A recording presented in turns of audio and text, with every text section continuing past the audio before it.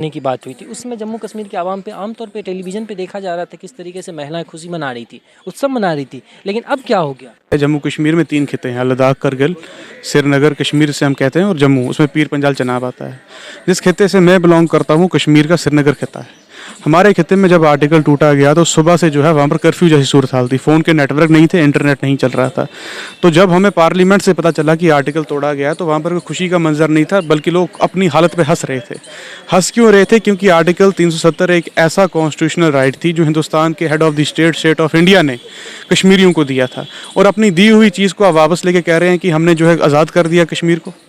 ये तो बड़ी बचकानी सी बात है। हाँ, हो सकता है कि किसी एक खित्ते में कुछ लोग जो हैं वो खुशियाँ मना रहे हों, इसमें कोई बड़ी बात नहीं है, लेकिन मेजॉरिटी ऑफ पीपल जो लद्दाख में आप देखेंगे उस दिन it is in news records कि वहाँ पर जो है लोगों ने बाहर आके प्रोटेस्ट किए।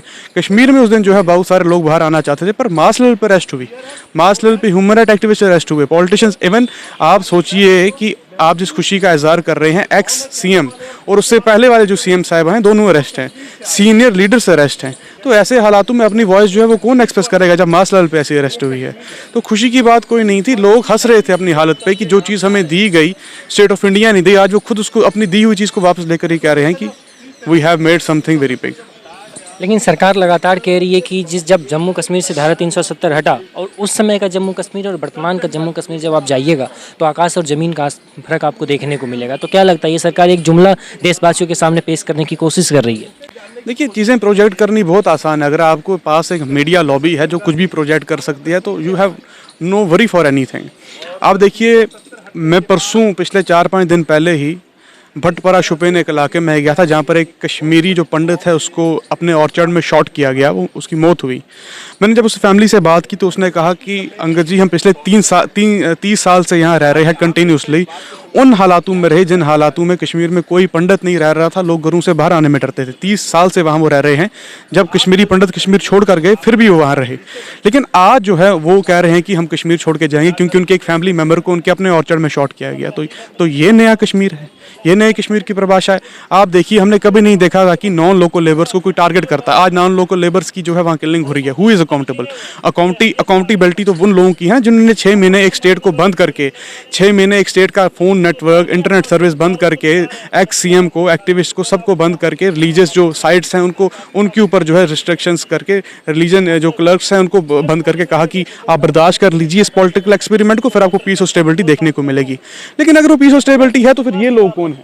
राहुल भट्ट क्यों मारा गया? प्रिंसिपल सतिंदर कौर क्यों मारे गए? हैदरपुरा एनकाउंटर क्या है? ये जो 3 लड़के मारे गए अश्मीपुरा शुपेन में, राजौरी के, ये क्यों मारे गए? ये चीज़ें क्यों हैं?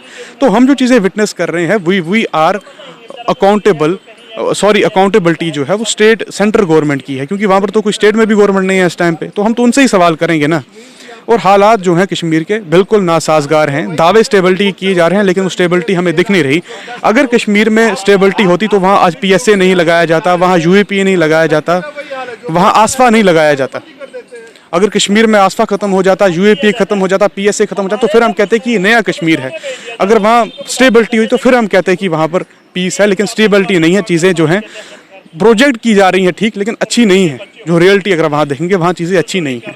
अगर अच्छी होती तो पीएसए खत्म कर लिया जाता, यूएपीए खत्म कर लिया जाता, आसपास खत्म किया जाता। सिंपल सी बात है।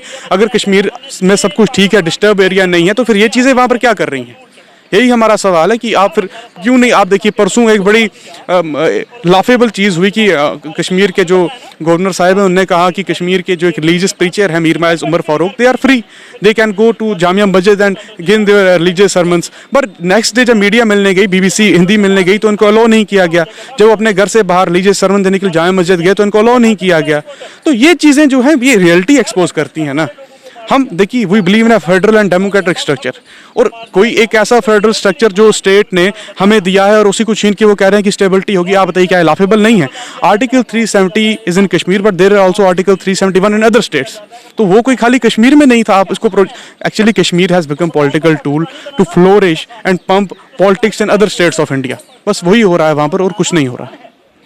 वहाँ की जो जम्मू कश्मीर की मुख्यमंत्री हैं महबूबा मुफ्ती, उनसे आप लोगों ने इस मुद्दे पे बातचीत कि महबूबा मुफ्ती जो है उन्होंने, उनकी कुछ अपनी गलतियां भी हैं, जनता की बड़ी नाराज़गी है उनसे, क्योंकि जो बीएसपी को कश्मीर में इंट्रोड्यूस किया गया वो उनकी वजह से ही आए। और बीजेपी के अपने लीडर हैं जो कहते थे, ये बीजेपी के लीडरों का बयान है कि जिस दिन कश्मीर से आर्टिकल टूटेगा हम बंदूक उठाएंगे। आप इसको रिसर्च कर सकते हैं, उन्होंने बयान दिया था उनके एक लीडर ने ये। तो जिन लीडर्स को खुद नहीं पता कि कल क्या होगा, महबूबा मुफ्ती, अल्ताफ बुखारी, उमर अब्दुल्ला, फारूक अब्दुल्ला, गुलाम नबी आज़ाद जो कश्मीर के कद्दावर लीडर हैं, उनको ये नहीं पता कि कल अगर सेंटर चाहे तो one this they can block their phone networks and internet जैसे करते हैं पब्लिकली, वो तो आखिर वो करेंगे क्या। महबूबा मुफ्ती को तो हर आए गए दिन जो है वो हाउस अरेस्ट कर लिया जाता है। जो टेक्निक वहाँ के लोकल जो स्टेट गवर्नमेंट्स हैं वो पहले बाकी लोगों पे इस्तेमाल करती थी, स्परेटिस्ट पे या फिर बाकी जो जिनकी कुछ प्रेशर ग्रुप्स हैं उन पे जो है वो इस्तेमाल करती थी, हाउस अरेस्ट वगैरह, आज तो वो मेन स्ट्रीम पार्टीज पे की जा रही हैं। तो चीज़ें जो है वो वैसी ही हैं, जब आप अंदर जाके देखेंगे तो आपको बहुत कुछ समझ आएगा। मैं आपसे जानने की कोशिश करता हूँ कि मीडिया में जो हर दिन एक खबर आती है कि जम्मू कश्मीर में आतंकवाद इतना बढ़ गया है, जो घर से निकलना मुश्किल हो चुका है, आवाम वहाँ पे इतनी परेशान हो चुकी है, तो आपको क्या लगता है सच में जम्मू कश्मीर की इतनी हालत इतनी गद्दार हो चुकी है कि जम्मू कश्मीर में रहना इतना मुश्किल हो गया है? यही चीज़ कह रहा हूँ कि जो 6 महीने कश्मीरियों को एक सीज में रख के ये बात कही गई, मतलब even in Delhi, even in Bombay, even in Punjab, even in UP, no one can imagine कि for 4-5 months your phone networks can be switched off, मतलब आपके फ़ोन पे नेटवर्क नहीं आएंगे, आपके इंटरनेट नहीं चलेगा। फॉर 7-8 मंथ्स वहाँ पे हाई स्पीड इंटरनेट नहीं चल रहा था। तो यही बात है कि इतना सब करने के बाद भी अगर वहाँ पर स्टेबिलिटी नहीं है, तो जो पॉलिटिकल एक्सपेरिमेंट बीजेपी ने किया था आर्टिकल को तोड़कर, वो तो फेल हो चुका है ना। It exposes the reality. अगर सारा कुछ आर्टिकल 370 की वजह से था, और 370 की बुनियाद भी जो है वो head of the state Nehru और इंडियन स्टेट की दी हुई, और अपनी दी हुई चीज़ को ही वापस लेकर वो कह रहे हैं कि स्टेबिलिटी आ गई, तो कहाँ है? यही तो हम आज यहाँ पर पूछने आए हैं जंतर मंतर पे। मेरा आखिरी सवाल हम आपसे जानने की कोशिश करता हूँ, हमारे दर्शकों को जरा बताइए कि जम्मू कश्मीर की अभी वर्तमान में हालात क्या है? हालात ये है कि लोग बड़े ही परेशान हैं, जो चीज़ें हैं वो बिल्कुल स्टेबल नहीं हैं, लोग डरे हुए हैं क्योंकि उनको पता नहीं है कि कल क्या हो जाए। हर दिन कोई ऐसा फरमान आता है कि कल इलेक्शन कमीशन ने कहा कि 25 लाख नए वोटर जो है इंट्रोड्यूस किए जाएंगे, कभी डेमोग्राफिक चेंज का खतरा लोगों को लगाता है, कभी जो डेमोलिशन कमीशन है वो इलाकों की काट तोड़ जो है बंदर बाट कर रही है। तो लोग बहुत परेशान है, और ऐसे हालातों में लोगों का जो भरोसा है एक फेडरल और डेमोक्रेटिक स्ट्रक्चर से वो बिल्कुल उठ चुका है, और उसको रिस्टोर करने के लिए सुप्रीम कोर्ट को चाहिए कि वो देखे जो आर्टिकल का केस है और उसकी लीगलिटी देखकर जल्द से जल्द उसका जो है एक फाइनल डिसीजन जो है वो ऐसा रेवोल्यूशनरी डिसीजन हो कि लोगों को लगे कि there is rule of law और we have to believe in federal and democratic structure. वो सुप्रीम कोर्ट कर सकता है अगर आज भी वो जो है उस केस की लीगलिटी देखकर इंसाफ करे। तो आप देख सकते हैं यहाँ पे इनका साफ तौर पे यही कहना है कि जम्मू कश्मीर के लोग इतने डर चुके हैं कि वो अपने आप में इतनी घबराए हुए हैं कि कल सुबह उनके साथ क्या हो जाए उनको खुद पता नहीं है। तो देखना यह है कि यहाँ पे जो जम्मू कश्मीर के जो नागरिक यहाँ पे लगातार धरना प्रदर्शन कर रहे हैं, भूख हड़ताल पर बैठे हैं, इस भूख हड़ताल से जम्मू कश्मीर के सरकार पे या फिर केंद्र सरकार हो या फिर सुप्रीम कोर्ट पे क्या कुछ दबाव पड़ पाता है। तो अभी के लिए इतना ही, बाकी की तमाम खबरों के लिए देखते रहे नवयुग टीवी। धन्यवाद।